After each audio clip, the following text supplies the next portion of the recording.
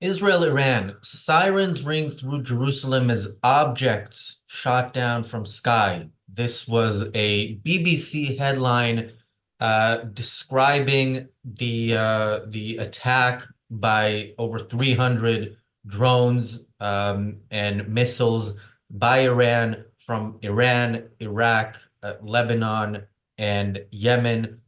This is how some of the media reported this. We're going to talk on today's show about some other examples of how the media chose to report this really act of war that is not the first act of war that Iran has committed against Israel. You could say they're daily attacking Israel through their proxies, which is an act of war. But this was the clearest of all, and yet the media seems to be taking part, at least some of the media, taking part in the campaign by Western countries to not attempt to disrupt the Iranian regime while they build up towards capabilities that would allow them to have more successful attacks in the future. Welcome to the reality show, day 193 of the war in Israel. So we're going to go through some stuff that was in the media. Daniel, is there anything we should start with, or anything you want to start with? I mean, I was mainly going to comment on the tweets that were sent to us.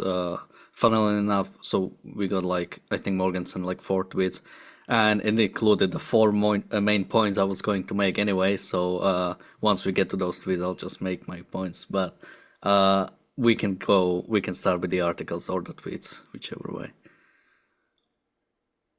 Cool. Do you want to start with Morgan? Since you sent them and chose them, do you want to pick the first one we go to? Well, should we start with Piers Morgan? Just because I think people view Piers Morgan as a kind of right-wing figure, and the right-wing press was a bit better on this, but Piers Morgan is just a cipher for the crowd. So I think his response is revealing in lots of ways. I mean, I can describe it whilst you're pulling it up if you like. Sure. So he basically said that Israel needs to show restraint, but he fears that they're not going to do that. And Piers Morgan is someone who, at the start of the war, voiced more kind of pro-Israel opinions. Israel really needs to do something in Gaza, yada, yada, yada.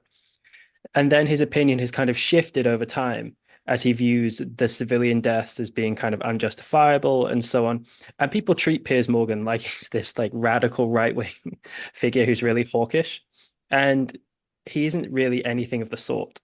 And his voicing of the need for restraint, it doesn't justify why it needs to do that, but he's giving voice to, I think, what is basically the common sentiment, though not the universal sentiment that you saw in the media, which is basically everyone is terrified of war escalating in any way. I mean, that's the common phrase, escalation. And I think it's just a despicable, cowardly, and unprincipled way of thinking about these things, just worrying that there's any escalation of violence, because Iran brought the violence. And for Israel to do nothing is just to ask it to roll over and take it. And yet that is an unfortunately very common view. Anders, you live in the United States. Americans were subjected to Piers Morgan for a while when I think it was when Larry King left his show on CNN. He was replaced shortly by Piers Morgan, and what proves that there's still hope for America. Americans didn't really buy into it, and I think that role didn't last. But yeah, your thoughts on the Piers Morgan comment. Well, I think for the American public, Piers Morgan is probably still mostly connected with what was the show that he was on, along with American Idol or something similar, so that's how Americans in general know Piers Morgan. I was surprised to hear that he is seen as a man of the right. I don't know if that is a European sentiment, because here in the US, he wouldn't really qualify for anything such. I mean, if we're talking about the right as someone who is political right in the traditional way of someone who is conservative, is supporting free markets, and so on and so forth. So that was a little bit Morgan's comment. There was a little bit of a surprise to me. It's not so much that he's associated with that, but he's kind of like when you read The Fountainhead, one of the journalists who works for the Banner, right? He'll kind of say anything. But I think the way people perceive him is with kind of traditional values, Queen and country. He once put out a tweet saying that Britain should be an empire again, that kind of social conservatism kind of stuff. Okay, yeah, as I said, I don't follow him regularly, so but I don't think he is perceived as a conservative or politically right wing in the U.S. When I open his tweet, so the tweet is, Israel must show restraint. I fear Netanyahu won't. And the first reply that I see is by our friend Eitan Fischberger, who perfectly, poses the question, why? A question that, is relevant, I think, to every single time Piers Morgan opens his mouth about anything. Yeah, his coverage of this, I saw somebody in the chat saying that they stopped watching Piers months ago. Yeah, he's kind of a, he's an entertainer of sorts. So it's entertaining to see him interview a vegan and then have McDonald's delivered to him and have his burger in front of the vegan.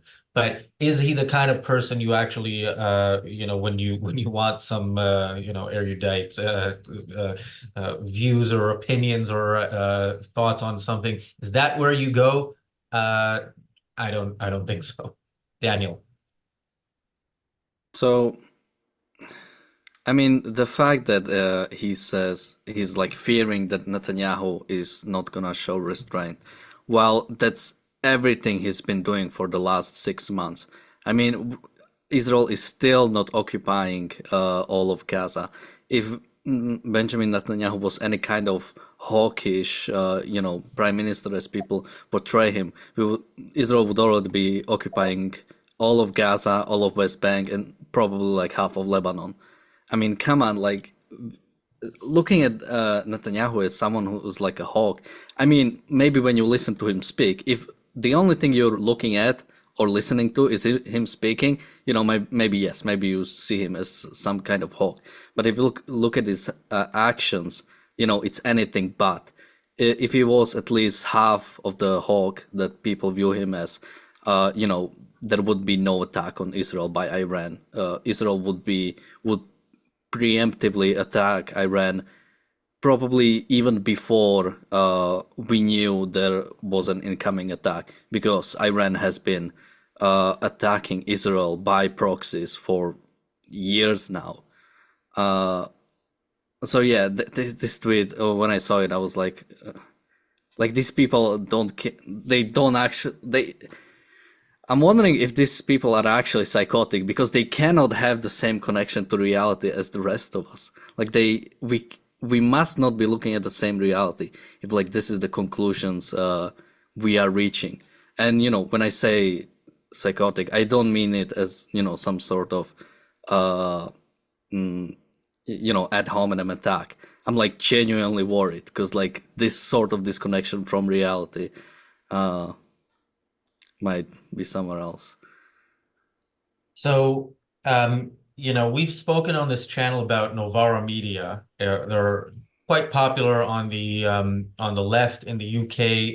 Those of you who are not in the UK probably have had the pleasure of not hearing of them. But one of their stars, maybe their biggest star, actually became a star when she went on Piers Morgan's morning show in the UK that he was hosting at the time. And in response to, I don't remember what, she said to him, "I'm literally a communist, you idiot."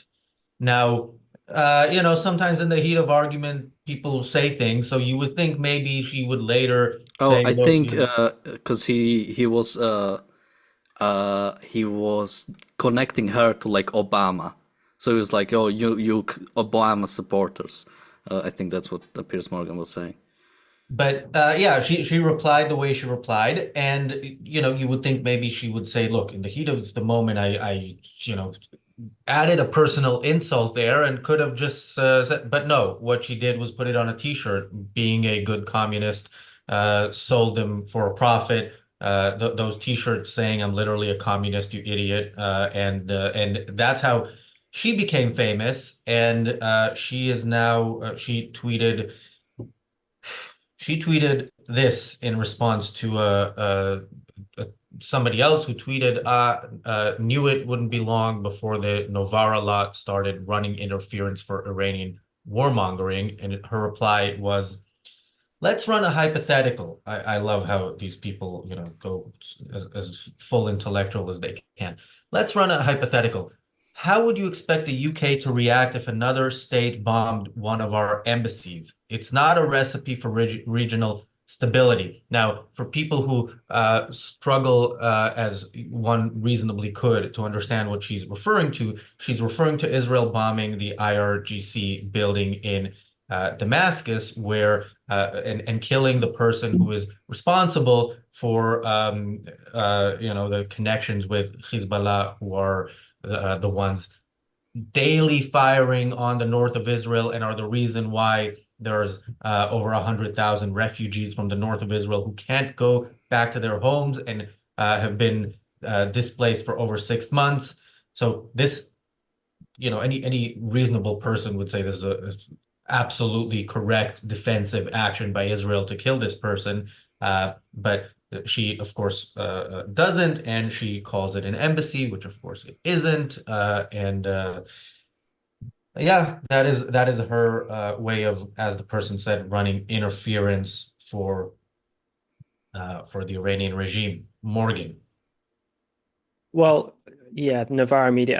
I also saw that Aaron Bastani, who's the kind of head of and founder of Navara Media, and founder of this idea of luxury communism, as he calls it, was celebrating the fact that the attack showed that Israel couldn't fend off the attack by Iran itself. It needed help. This shows that Israel's weakening. So he was basically celebrating that. I mean, her tweet, I think, is representative of how a lot of people feel about Israel, more so in the between Hamas and Israel, but they've shown it here as well, which is that there's moral equivalence between Israel and its allies. It's like, look, or between Iran and any other Western nation, because she's saying, look, if this happened to the UK would react.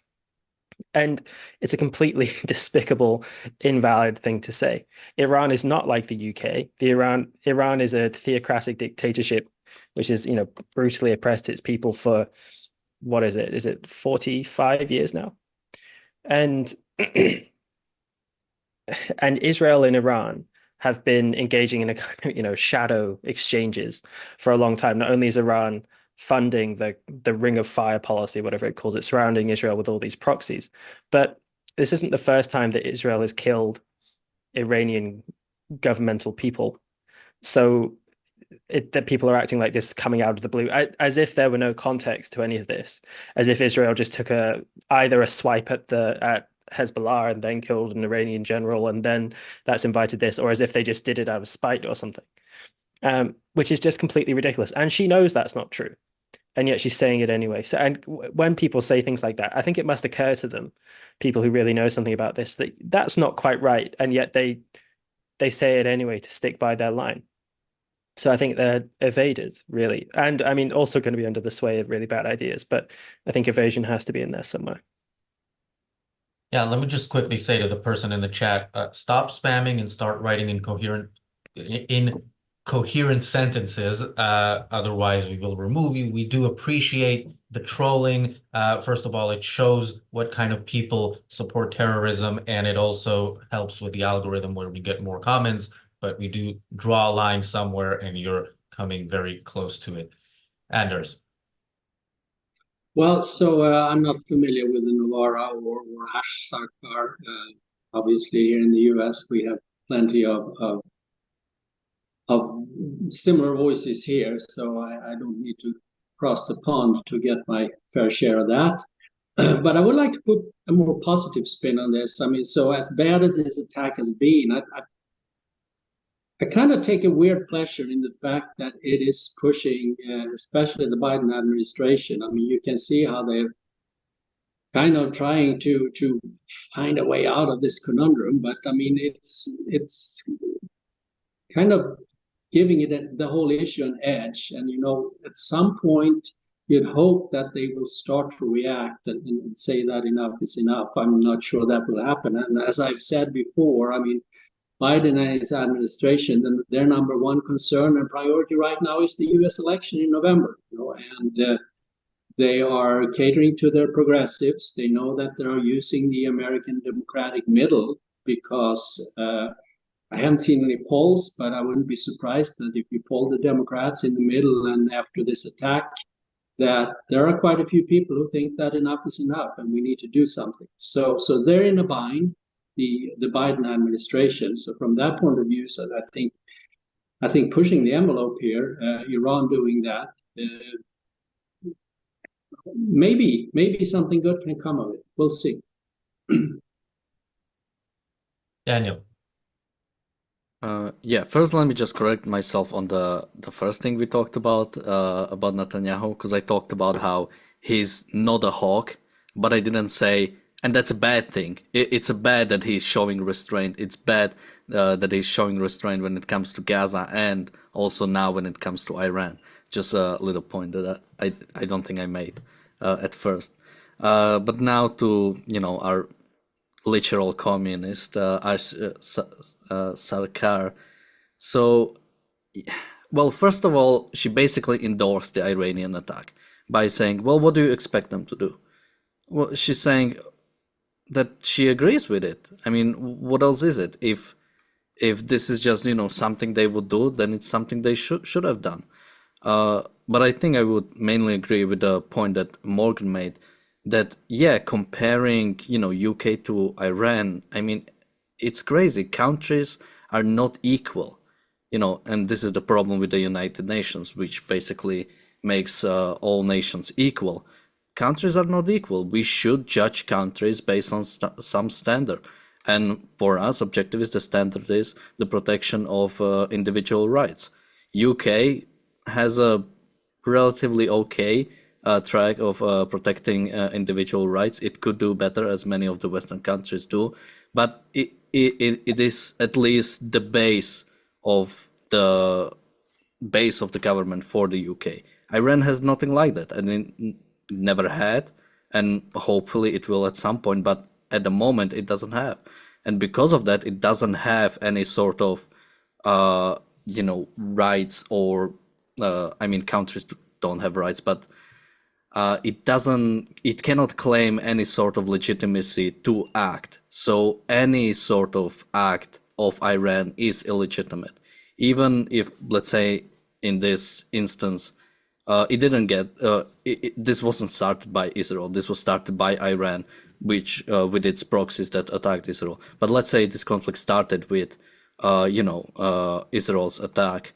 It would still not give Iran the right to retaliate, because it doesn't. It is not a legitimate country. It cannot claim any sort of. We have to defend. We have rights. We have to defend ourselves. For that to happen, you first have to recognize that your own citizens have rights, and after that you can claim that to protect those citizens' rights, there is a certain action you have to do. Israel didn't attack Iranians, the rights of Iranians.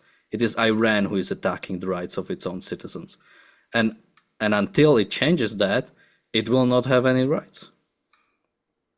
Yeah, and as we point out whenever we talk about Iran, and as Tenebris points out in the chat, most Iranian people are cheering for Israel, and that is a very unique situation, because most people in the Middle East who are not in Iran are not cheering for Israel. That is the one country that every time something like this happens, they are hoping that this is the moment that Israel actually does what it needs to do, and defend itself. Anyway, on a personal note, the past 3 months have been different for me because I used to wake up every morning and look forward to reading the tweets of Owen Jones, and then he blocked me on Twitter.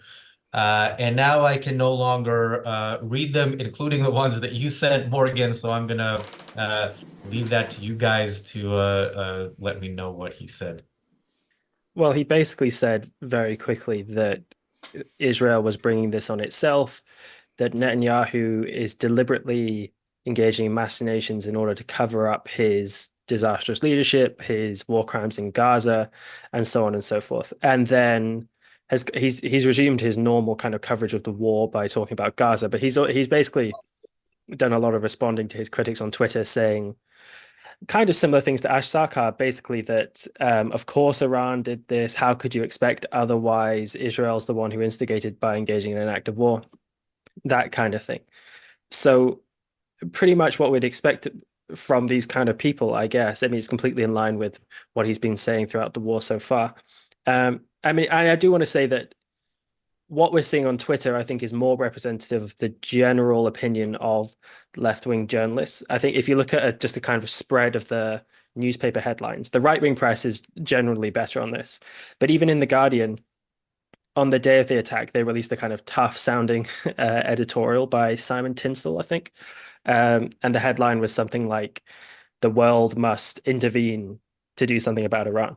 And that sounds kind of better, doesn't it? And yet, if you read the article, what he means by that is that the UN should do something about that. And he says right at the end that the UN Security Council, especially Russia and China, should work to diffuse the situation, as if they're going to do that, and as if you could ever reasonably expect them to do that, right? So the newspaper headlines, even though that article is not tough, the newspaper headlines sound pretty tough. Whereas then looking at journalists on Twitter, a lot of them are really flabby and weak and equivocating when it comes to Iran. Okay, I have a point. You know what? I'll make my point about that, and then I'll get back to Owen Jones. But yeah, I often think when I look at media coverage and people are sort of expressing concern about what Israel might do in response, is that it seems like they believe their own bullshit more than they believe the facts as they see every single time, and they believe their own bullshit regarding Israel being this country that actually responds with full military force. And then, so what if Israel responds to this, with a nuke, which of course Israel won't. If it actually does anything, it'll most likely be bombing empty buildings in Iran like it does in Gaza. But yeah, okay. You know what? Actually, yeah. Can you read the actual tweet like itself? Because I need to hear the Owen Jonesness. If you can read it in his voice as well, that would be even nicer. I don't think I can quite imitate his accent, but imagine this read out in the voice of a child as soon as my window decides to load. So he says, the Israeli state deliberately incited a war with Iran because, one, its onslaught against Gaza is failing on its own terms. Two, global public opinion has swung decisively against Israel. Three, the Biden administration is under pressure. Four, Netanyahu faces jail when war ends. And that's just the first one. Then there's a few more, which I can go find if you like. Yes, not right now. Let's go to Anders, and but I would like to hear some more. And thank you, Ikaren, for the super chat, Anders. Yeah, being American here, you guys are educating me. I had never heard of Owen Jones before, so I just looked up his profile. I saw the tweet, and judging from his profile, there, socialist, anti-fascist, writer in various places, etc. Yeah, I don't need Owen Jones in my life. My life is too short. We have plenty of Owen Joneses in America. So, but thank you for pointing him out to me. So I really don't have any other comment on him. Well, you're missing out, if you engage with him on Twitter, as I have, before he blocked me, he does occasionally respond by, calling you a liar and stuff like that, and and then quote tweeting you, at least this is what he did with me, and sending his army of Twitter fans after you, which is always a fun experience. You know, you leave your phone for a second and you see dozens of notifications. Feel super popular thanks to Owen Jones. Really, really kind. And then you actually see you also see, and this is the thing with the Owen Jones, is that we've done episodes about Owen Jones specifically, and I've said, you know, he's not a stupid person. He's I think very intelligent, but his target audience and the audience he's actually speaking to is not, he doesn't go for, you know, he goes for the lowest common denominator, and he succeeds in getting the lowest common denominator, and you can see that when you when he responds to you. But yeah, that is not a real recommendation to engage with him, although if you want to, go ahead. Daniel. So I'm just gonna cover the first thing you said, the fact that Israel deliberately incited the war with Iran. You know, when you look at history, I'd be surprised if you can find one war that was started by a free nation. The source of war is always some sort of dictatorship or some sort of authoritarian regime. In this case, it was Iran that started, attacking Israel through its proxies. Even if you look at the history of Israel, even let's say you take Six-Day War, which technically was started by Israel, it was preceded by the actions of Egypt that would have led to war otherwise, and it was only, the preemptive strike of Israel that made sure that this war was won by Israel, and it was won quickly. But yeah, there never is a war that is started by a free nation. So when you look at all of his points, I mean, some of them are right. The global opinion is against Israel. Unfortunately, the Biden administration is under pressure. I'm not sure about the point about Netanyahu faces jail when the war ends. I'm not sure what exactly is the justification there. If he thinks he'll go to the criminal court of, is that the criminal court of justice? I know one is for the nations, one is for the people. So I'm not sure about that point. But his observations are correct. But again, with these people, it's always the evaluation that's incorrect.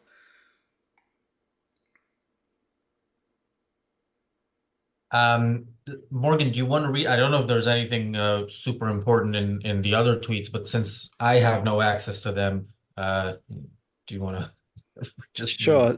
I mean, and this one's pretty representative of a lot of stuff he's been tweeting recently. He says he links to a video he's put up about it.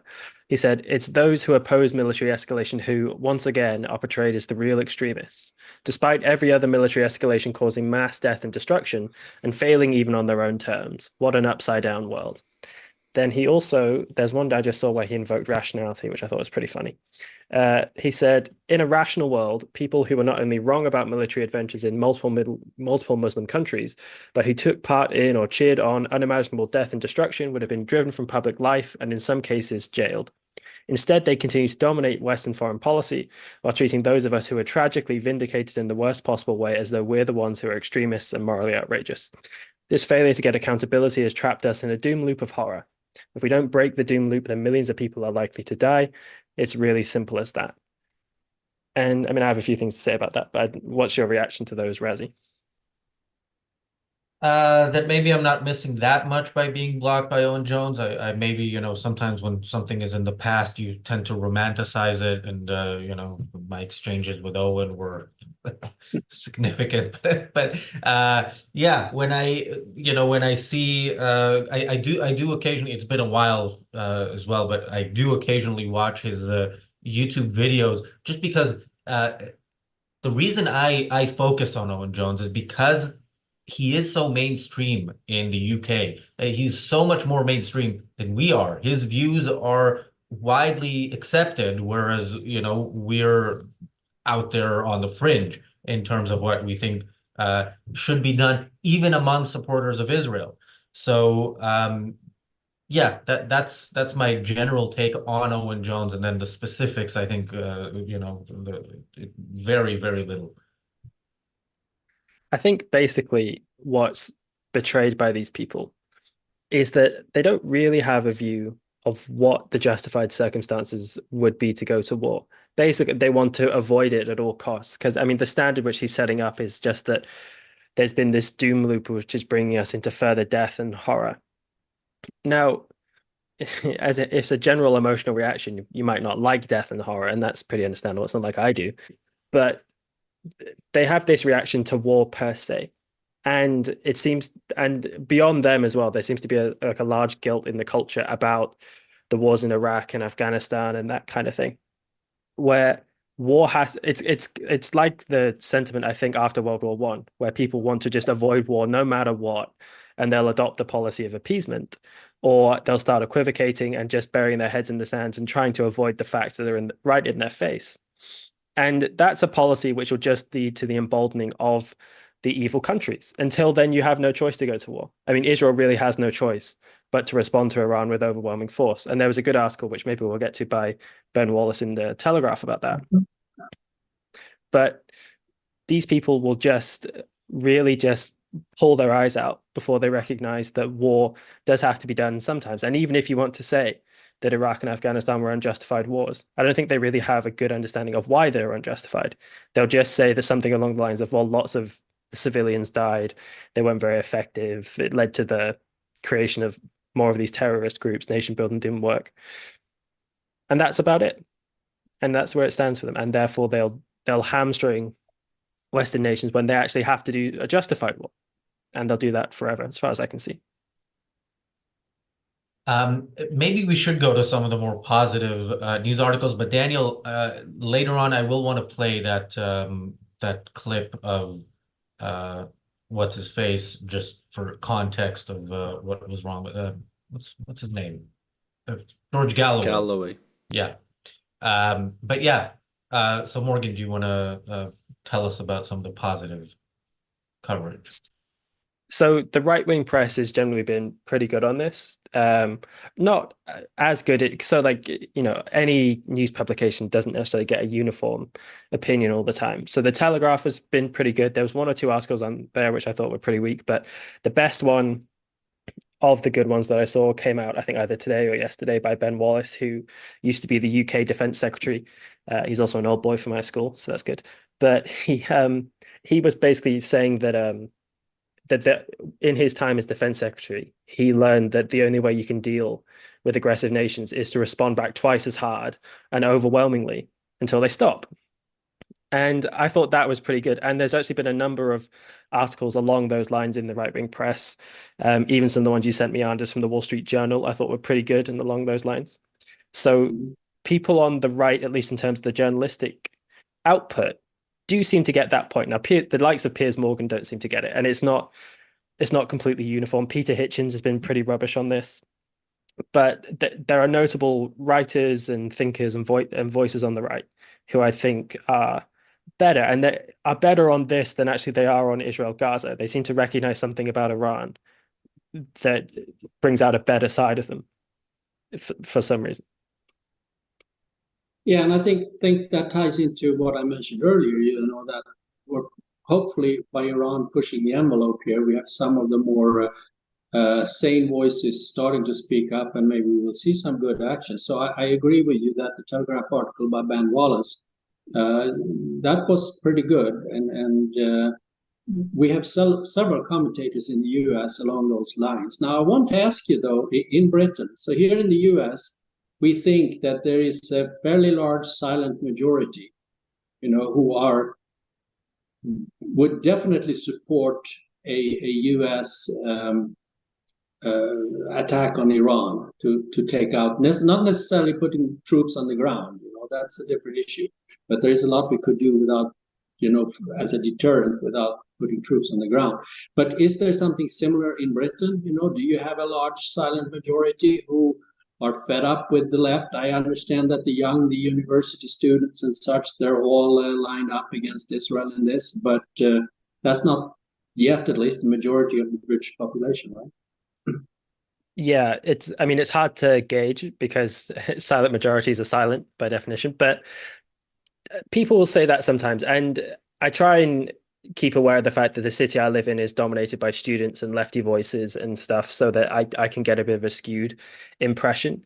I think there might be something like a silent majority who are less sympathetic to Hamas per se, or certainly to Iran. But I think the British public are very, very reluctant to do anything in terms of military engagement, basically for the reasons I mentioned before about Iraq and Afghanistan. I think that really guilt about that really plays on the public consciousness. The anti-war marches, which were led by George Galloway, who we're going to see in a sec, there's a real sentiment which is hard to oppose for a lot of people, which is that, look, these people were right, and there's a lot of sneering about that in the public press, on comedy shows. Basically, if anyone stood up and said, even if they didn't go very well, I thought there was something justified about the war in Afghanistan or something, you would just get so much slime poured on you. And it's not like I think that, but if someone were to think something like that, so there's this weight of guilt about those kind of things, and about imperialism and all that stuff. So as soon as the UK were to engage in another military adventure in the Middle East, people would instantly scream, "Look, here's the British colonialists at it again." So there might be a silent majority, but I think it's very silent if it's there. So thank you, Christian, for the super chat. Christian says, some advertising, you need to watch the debate between Saifuddin Amos and Yaron Brook at Robert Breedlove's. Very interesting. Is that the recent debate about the conflict? I mean, generally, when you want, you want to hear the best analysis of the Middle East, you should listen to Yaron Brook. I can't listen to somebody arguing why we should be supporting the Palestinian people. So but yeah, I do agree with your recommendation to listen to your own. And if that debate was good, not everybody has my issue with listening to the pro-Palestinian side. On other things, I love your own debates. So thank you. I think I missed Gail's super chat, so thank you, Gail. Thank you, Apollo Zeus, for the super chat.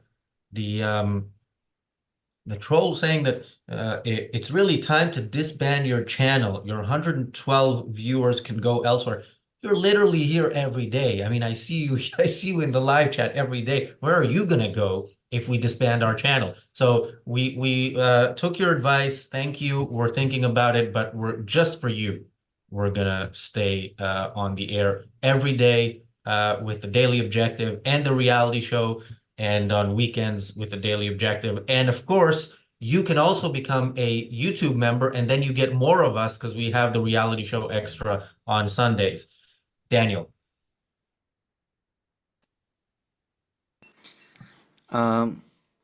So yeah, I don't know enough about the UK to talk about the silent majority. But one thing I was gonna say about this, conservative or right-wing sort of support of Israel so far.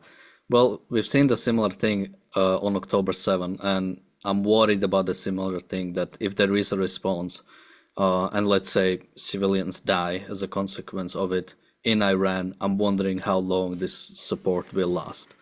But also, on the other hand, we've seen whenever there was a talk about any sort of retaliation from Israel, there have been a lot of talks about zero casualties retaliation, which pretty means, bombing empty buildings. So I'm not sure if that sort of like retaliation happened where no one died. I'm not sure if that would actually mean anything. I don't know what it means. I mean, if because again, I cannot like imagine like you achieve something strategically or let's say morally, but literally no one dies. I mean, there are places where Israel should probably attack, and I cannot imagine that no one would die. But another thing I was gonna mention, and so it was the tweet from Lex Friedman. I'm not sure if we mentioned it yet. but he said, beware of the warmongers and the military-industrial complex. A full-on regional war will lead to an immeasurable suffering for everyone, and it must be avoided at all costs. And this is something I think Morgan mentioned, this sort of like, how do these people view war? Like, do they see war as ever justifiable? And if I ever met those people, I would actually like ask, like, what do you think about, let's say the American Civil War and, the World War II, the like clear examples, like, do they actually think Neville Chamberlain like did the right thing? Do they think that the Confederacy was should have been allowed to secede basically because it would prevent suffering?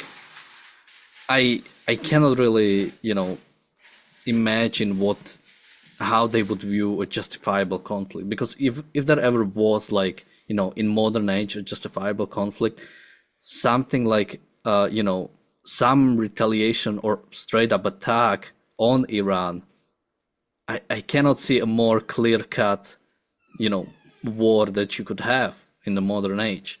What other country is like actively sponsoring terrorism in the Middle East to that extent?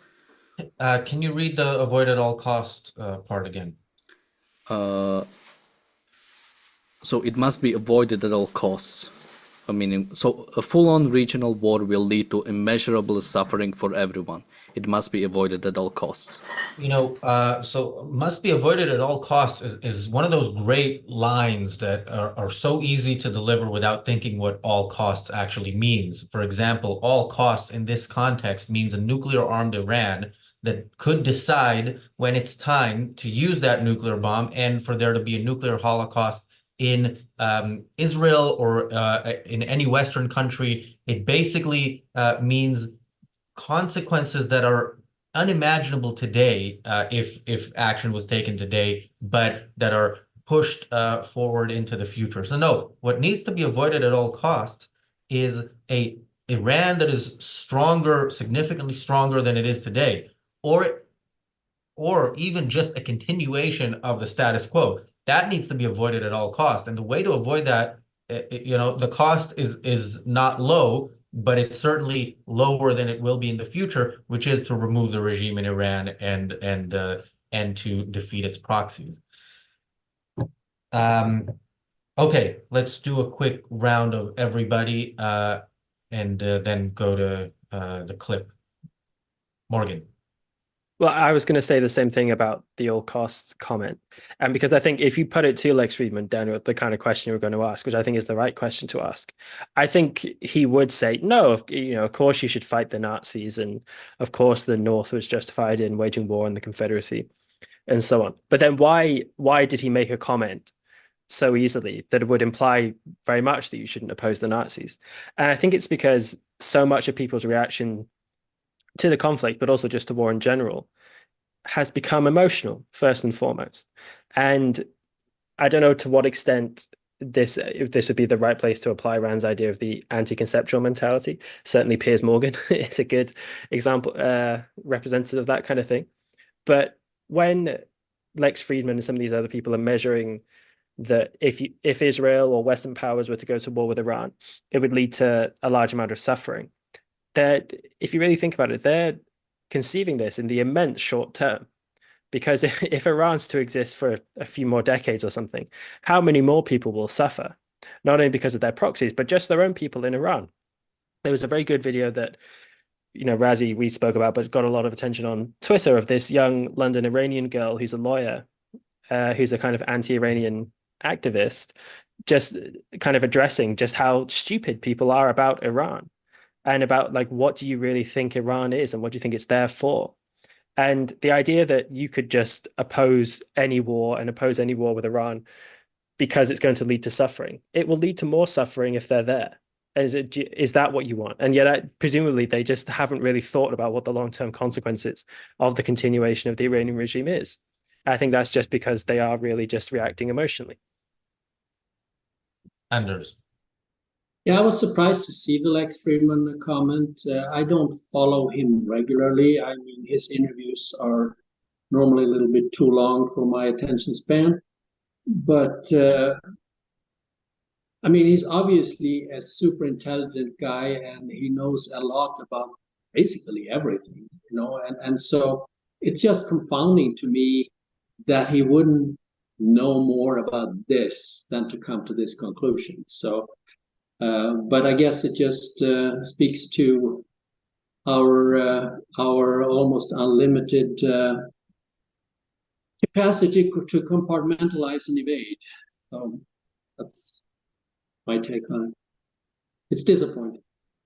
To his credit, Lex Friedman once sent a super chat on this show a few months ago, so perhaps he should watch a bit more, Daniel. So we would still, if Lex wants to come on, we would still like to have him, of course. But yeah, I was just trying to look up what are his exact thoughts on Ukraine, because I'm not really sure. Like, would he say the same thing to? Because is he Russian or Ukrainian? He's Russian. Is Russian? But I think he would, in this case, support Ukraine. But I've seen this similar thing, this sort of we should prevent war when it comes to Ukraine.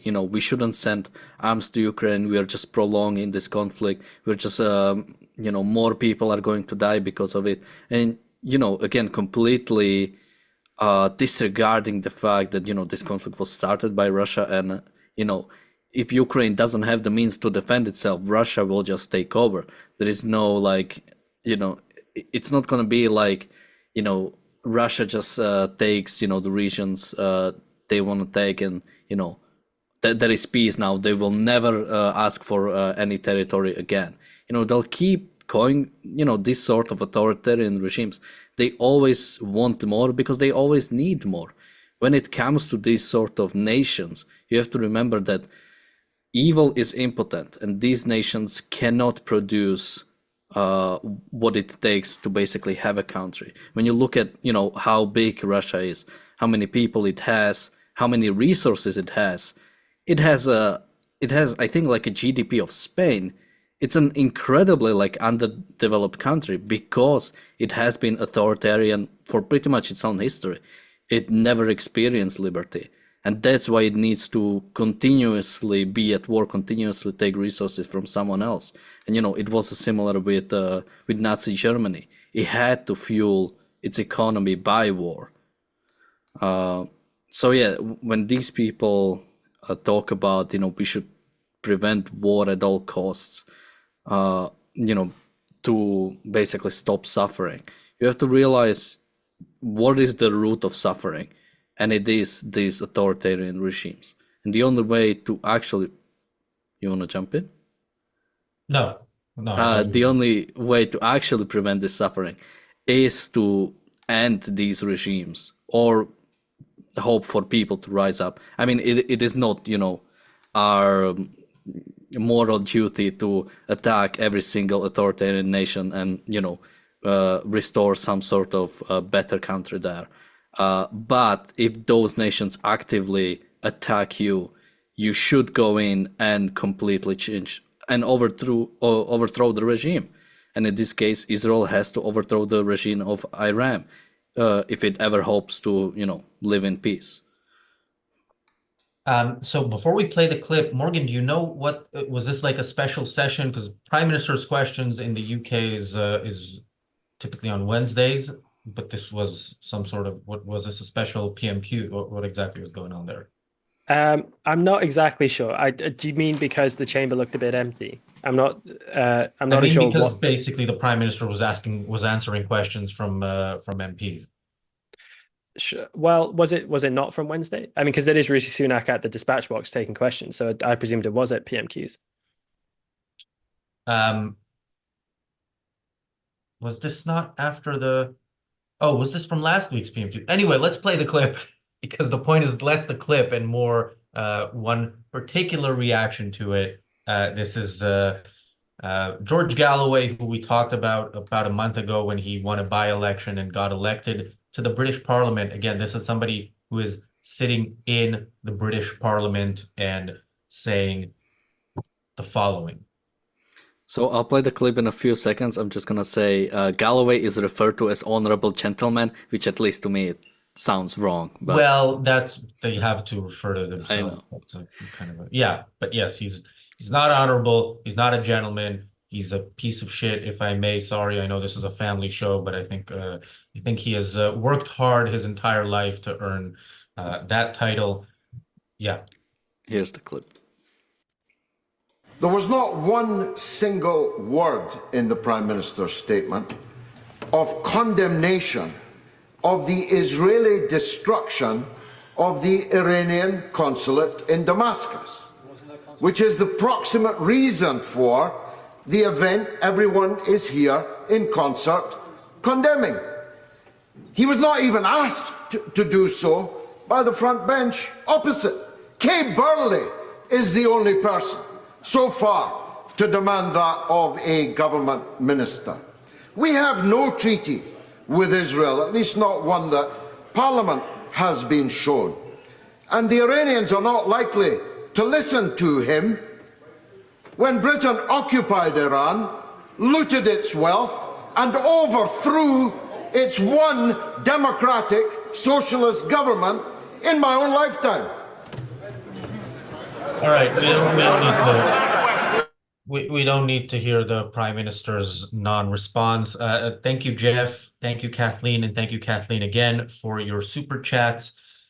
So the point of listening to that guy is the mention there of Kay Burley. Now, again, our non-UK viewers are probably lucky enough to not know who Kay Burley is. She is a Sky News anchor. She's been with Sky News for many, many years. I don't know how many, but I think it's decades. Regular viewers of this channel will remember her from that interview with Eylon Levy when there was the ceasefire agreement in November, where Israel released 150 terrorists in exchange for 50 hostages. And she asked him, do you think that Israeli lives are worth 3 times as much as Palestinian lives? This was her question to him, and he responded with a facial expression that I'm not going to try to reenact, but it was perfect response to that. There's also a video that some of you may have seen of Kay Burley. She had these videos of her, walking around like in the offices of Sky News, preparing for shows. And there was one where her assistant was saying like what's coming up, and she said, we're going to talk about the hostages, and she rolls her eyes and sighs in annoyance. So that's Kay Burley. That is the human being that she has chosen to be. And she tweeted this this video by George Galloway, and with the tweet, she wrote a shout out in the House of Commons from George Galloway, proudly telling the world that George Galloway mentioned her name. George Galloway, of course, BFFs with Saddam Hussein. I'm sure, well, no longer, because Saddam is not with us anymore. A lifelong advocate of Palestinian terrorism. Really one of the most despicable people you can imagine. And Kay Burley, a news anchor, not an opinion columnist in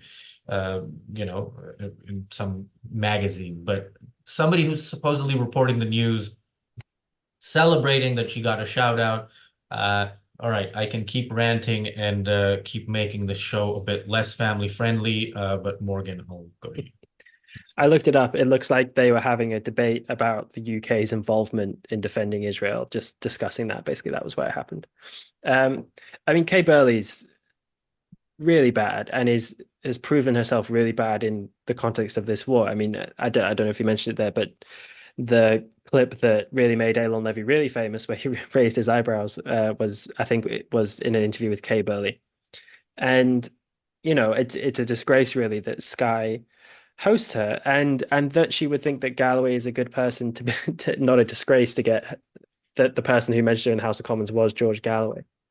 And unfortunately, there's an awful lot of those kind of people in the UK media. Another one who's terrible is Krishnan Guru Murthy, who has just decided that whenever he hosts Israeli spokespeople, he will interrupt This them. is the Channel 4 guy. Sorry, Yes. well, this is me. This is me being him, interrupting you. Yeah, continue. Yeah. I mean, he's just appalling. I mean, I've really disliked him for years, but whenever he has Israeli spokespeople on, he'll just speak over them and interrupt them and treat them really disgracefully. For people who don't know him, he's the guy who famously was told by Tarantino, "I'm shutting your butt down," when he was trying to ask him about violence. And so, in prominent interviewers in the UK media are very, very pro-Palestine and anti-Israel, and that's the kind of thing you see coming from Kay Burley or Krishnan Guru Murthy and from a lot of these people. Anders. I really don't have any comments on these British personalities, actually, but we have our fair share in the US, as I've said before. But I want to end by just a shout out to if you're looking for the best available coverage of this non-objectivist coverage, I would strongly recommend the Wall Street Journal. For most people, Wall Street Journal is a financial newspaper, but they have an excellent editorial board and editorial pages. And I think it's available overseas as well, but you can basically get a 1-year trial subscription for $1 a week.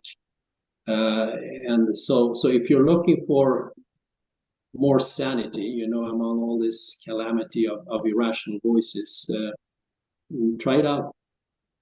Yeah, I absolutely agree with that. They are available. I'm a subscriber and I'm not in the US. Daniel. So I have to be honest, I completely zoned out for most of what he said after he said that the UK has overthrew a democratic socialist regime in Iran. Because for the love of God, and he said it was in his lifetime, because for the love of God, I cannot think like what is he actually thinking about?